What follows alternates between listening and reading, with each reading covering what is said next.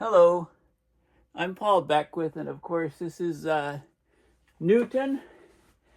One of us is a video star, and I'm just a sidekick, of course, to this guy.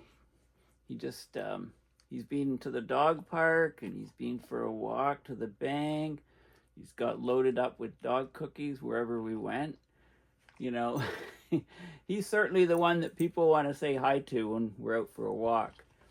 So what I want to talk about in this video is a article which just came out based on a peer-reviewed paper.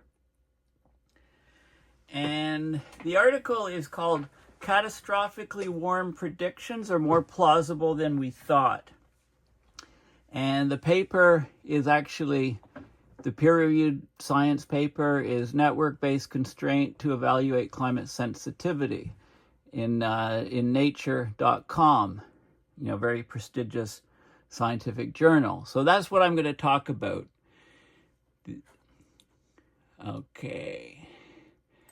So here's the article. Now, what is EPFL? Well, EPFL is École Polytechnique Fédérale de Lausanne. So this is, it's a public research university in Lausanne, Switzerland, basically focusing on engineers and training engineers. And it's connected with the schools in Paris. Okay, so that's what this EPFL is, which is up here. Okay, so this is an article by people from there. So what are we talking about here? Catastrophically warm predictions are more plausible than we thought. Okay, so if we talk about the climate models, there's a spread of results from these models, the simulations. And we tend to take the low-end results and ignore the results that say that warming will be catastrophically high. But this study actually does a statistical analysis and looks at all of these climate models and how they're actually pegging sea surface temperatures and basically ocean temperatures at the surface around the world. So you can assign weightings to these models based on how accurately they're doing right now, and the results are not good. What it shows is that there's some of the models that are doing predictions on sea surface temperatures, and they were run a while ago, are actually the high-end sensitivity models, the most sensitive models. So this is bad. So these researchers developed the rating system to look at the plausibility of the climate model simulations in the IPCC's latest report, and they show that the models that lead to potentially catastrophic warming need to be taken seriously, and they're not at the moment. So what will the future climate be like? Scientists around the world are studying climate change, of course, putting together models of the Earth's system and large observational data sets in the hopes of understanding and predicting over the next 100 years the planet's climate. But which of the models are the most plausible and reflect the future of the planet's climate the best? So to answer this question and look at the plausibility of the models that we have, a rating system was essentially developed to classify the climate model outputs generated by the global climate community and included in the recent IPCC report.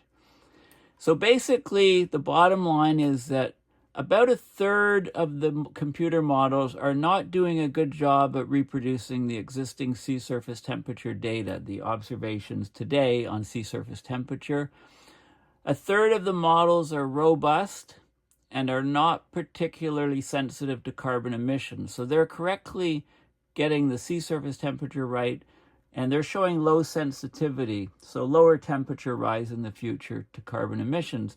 But the other third are also robust, so they're correctly predicting sea surface temperatures today, but they predict a very, very hot future for the planet because of high sensitivity to carbon emissions. Okay, so this was all published recently in the Nature paper. The carbon-sensitive models, the ones that predict much stronger global heating than the most probable IPCC estimate, are plausible and should be taken seriously, was the bottom line from this paper. In other words, the current measures to reduce carbon emissions are based on the low carbon sensitivity estimates, and that might not be enough to curb catastrophically hot temperature rises for the future. Okay, so here's a little overview of what they did in this paper. Since the mid-1800s, the scientific community has been observing the planet systematically, measuring the meteorological variables like temperature, humidity, atmospheric pressure, wind, precipitation, ocean and ice status all over the Earth. Over the last few decades, the observational networks are much better. The deployment of satellites has increased. So we have a huge amount of observational data. It's vast. So using this latest and greatest observational data, the vast data sets, to predict every aspect of the climate's future it's tough to do.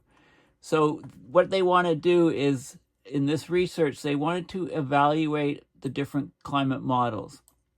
So they developed a tool called NetCS to basically a statistical cluster analysis using machine learning to cluster climate model outputs, synthesizing their behavior by region and comparing the outcome with the existing data. So they gave a weighting to the different models based on how well they were predicting present day sea surface temperatures.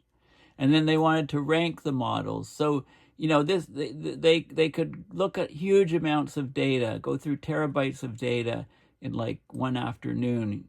And the model rating is a novel type of model evaluation. It highly complements those obtained from historical records, paleoclimate records, and process understanding in the last IPCC report. Okay, so basically, and some of the scientists that are involved in doing this are, they talked about their common experiences with climate change. Here's, Greece's summer temperatures over 40, fires invading cities, the planet's literally burning. Sometimes I feel that climate scientists are a bit like Cassandra of Greek mythology, concedes Nines, one of the climate scientists. Cassandra was granted the power of prophecy, but was cursed so that no one would listen to her. Okay, but this inertia or lack of action on climate should motivate and not discourage us. We have to collectively wake up and really address climate change because it may be accelerating much more than what we thought. Okay, so that's the gist of the analysis. Okay, so this is where it's done again, École Polytechnique Fédérale de Lausanne, and this is the paper. So network-based constraint to evaluate climate sensitivity. So I'll just tell you some of the details and conclusions of this peer-reviewed paper. Okay, so we had the 2015 Paris Agreement that was established. We established limits on greenhouse gases to keep global warming below 2 degrees, and then there are aspirations to keep it below 1.5. That's above pre-industrial era values. So we really need to know how sensitive the climate is to greenhouse gas levels, right? Doubling of CO2 equivalent, what's that going to do to global temperature? So that's the whole point of these models, and there's lots of models, and they're giving us different numbers. So the exact value or the truth is shrouded in uncertainty.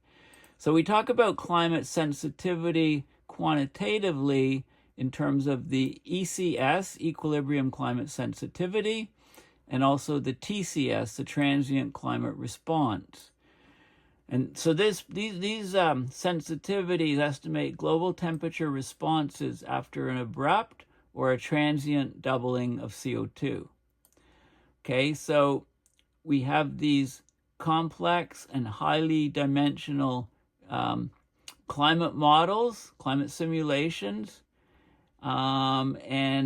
There's also different types of models, low dimensional emergent networks, all of these different things we use to evaluate climate sensitivity, or net CS, net climate sensitivity. Okay, so what they did is they used they applied all these statistical techniques to sea surface temperature simulations, and they looked at two different metrics in order to derive weighted estimates that yield likely ranges. So the likely ranges for ECS are 2.35 to 4.81 degrees Celsius. That's for a doubling of CO2 equivalent. So it could be as high as 4.81 degrees, could be as low as 2.35. I think the average is somewhere in the three something degrees Celsius category. And the TCR, the transient climate response, 1.53 to 2.6. So these ranges are narrower than the unconstrained distributions and consistent with ranges of the IPCC AR6 estimates. So what they're doing is they're looking at the climate sensitivity patterns, and they find that, yes, statistically we could be in the low category, but there's also a lot of evidence and a lot of models that are robust that show we could be at the much higher end than what we expect. So it's a bit it's a bit misleading to just take the average of this, which is what people do, and the numbers you see quoted for what the temperature would rise by, say, 2100 or with the doubling of CO2. Those numbers need to be taken with a grain of salt, because what this paper is showing is climate sensitivity could actually end up being realized at the high-end levels from these models.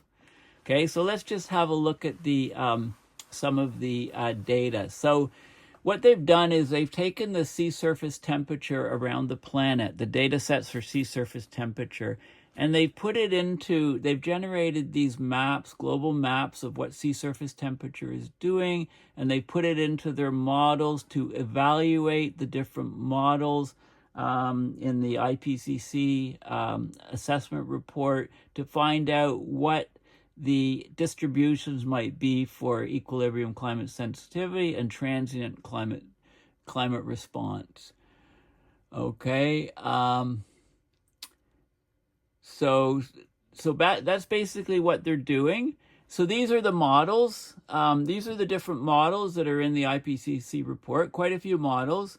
They have a number of different runs, different members of computer simulations, different modeling groups around the world. So this one's the highest, over 50 members modeling using that particular model. So they've got all these different models and all these different results. And this is what they get for equilibrium climate sensitivity, and this is what they get for transient climate response. Transient climate response is like a slow 1% increase in greenhouse gases over each year, just continuing out. Equilibrium climate sensitivity is what we can expect with a doubling of CO2 equivalent. So look at the range here, but look at the distribution. So with a doubling of CO2, we've got a number of different models that are peaking at about between 2.5 and 3 degrees Celsius temperature rise for a doubling of CO2. So that would be from 280 to 560 parts per million. And what we do is we tend to take the average of all these models, which is somewhere in the middle, and say, these are the temperatures that we can expect with the doubling.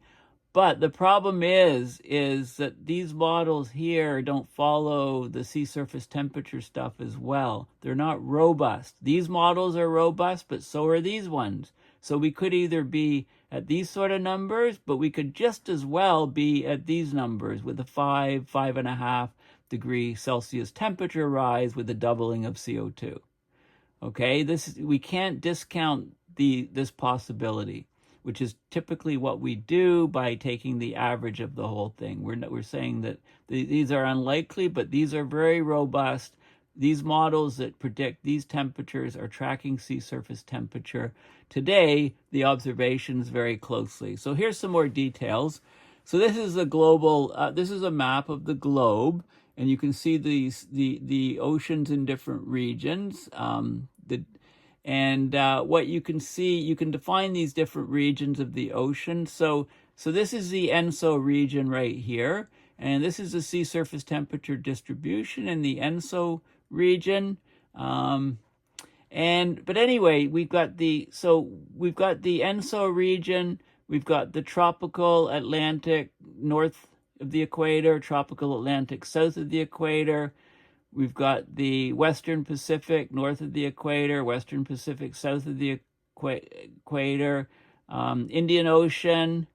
IPWP is Indo-Pacific warm pool region. Okay, this is the South Pacific and North Pacific regions. Okay, so then they looked at the sea surface temperatures in all these regions, and in their model they tied the different regions together. So this is like, they say, a causal network or a mapping of the sea surface temperatures in all these regions. So we've got the ENSO here, Western Pacific North, Western Pacific South, and so on. And there's strong, and they can do correlations and connections. So when temperatures rise in one area, it means they rise in this area and this area. You could just get different links between the different nodes, if you like. And the net result is really over here. And this is showing the equilibrium climate sensitivity if you have an unweighted version. So in the unweighted version, which is what the IPCC has, you have all of these different models, and notice the dots are all the same size, and you can take the average and say this is what the most likely equilibrium climate sensitivity is, just under 4 degrees Celsius for a doubling of CO2. Okay, now they can do the network analysis on the climate sensitivity, and they get this type of thing, where these models here this is good. These are all weighted more heavily. The dots are larger, and if you take a weighted average of the whole thing, you could say it's lower, actually. But these guys here are very robust. These models here track the sea surface temperature very well, and what it means is we can't discount these possibilities of really high sensitivity of the climate system to CO2 doubling. The same sort of thing, you can look at the same sort of thing with the transient climate response, but mostly we focus on the ECS. This is what's talked about most often. Okay, so it's a very interesting statistical paper, and the bottom line is that this network method of analysis means that we really can't discount the possibility that this is what the system will give us. I mean, obviously, with the model improvements and more data and measurements and more understanding of the climate system, we can hopefully narrow these models down to a tighter range, and hopefully they'll be at the lower end of climate sensitivity. But at the moment, we cannot discount the idea that with a doubling of CO2, we could get 4.5, 5.5 degrees Celsius of warming. And I think for this to happen, we get more and more of the feedbacks kicking in, thresholds being broken, which a lot of the models can't really account for that well. So if the feedbacks in the climate system take off and accelerate, we're probably looking at a much larger warming for a doubling of CO2 than what's in the literature up to now. Okay, so that's the bottom line. If you're mathematically inclined, statistically inclined, I think this paper is well worth reading, and perhaps you can contribute some things that I've missed or misunderstood in the comments to this video.